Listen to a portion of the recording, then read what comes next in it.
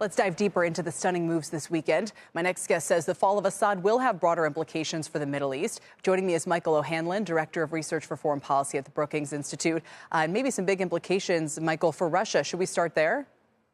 Hi, Kelly. Well, yes, we can start there. Although for Russia, of course, this is in many ways a sideshow compared to their core interest of trying to consolidate control of as much of Ukraine as they can seize. And so I think what you've seen is that this outcome in Syria is partly a consequence of Russia prioritizing what is its crucial, almost existential fight, at least in Vladimir Putin's mind, with Middle East interests and African interests that are always up there for Russia, but not anywhere near the same league. So again, it's not really going to constitute a major turning point in Russia's fight with Ukraine, I don't think. What it does is it demonstrates that it is that fight rather than its Middle Eastern ambitions that most motivates Vladimir Putin. Right. And the irony that Hamas's attacks on Israel meant that, Iran was distracted and couldn't necessarily be in there to support or prop things up. And now Israel is in that buffer zone. And potentially trying to strike some chemical weapon sites and so forth. So if we look at the list of who's emboldened by this, it seems to be Turkey. Is that right to put them on the list? Israel to some extent? Yes. Negative for Russia, negative for Iran?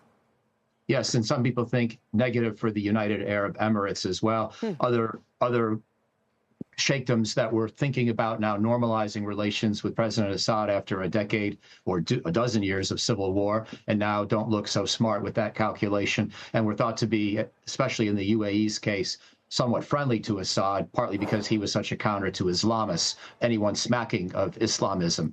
And so I think that would be potentially another relative loser. But in the grand scheme of things, what I'd like to also say is I hope very much the people of Syria can be a winner in this, a beneficiary. And I also think there's a chance that with Assad's departure, it'll be harder for Iran to rearm Hezbollah.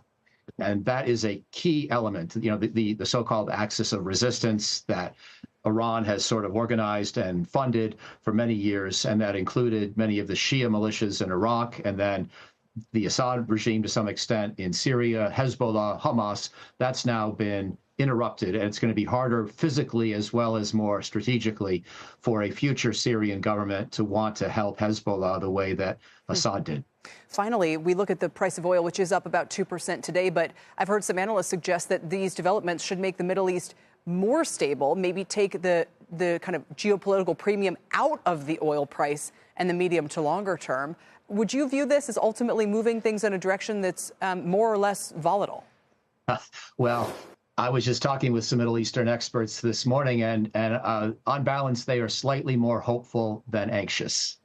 But that's on balance, netted across the whole group. So I guess it gets more to your tolerance for risk and your sort of Rorschach test for whether you tend to be a nervous investor or whether you tend to see opportunity, because I think this is probably a 55-45 proposition as to whether it makes things better or worse. I'm somewhat encouraged, or somewhat hopeful, but I'm not optimistic. That would be too strong.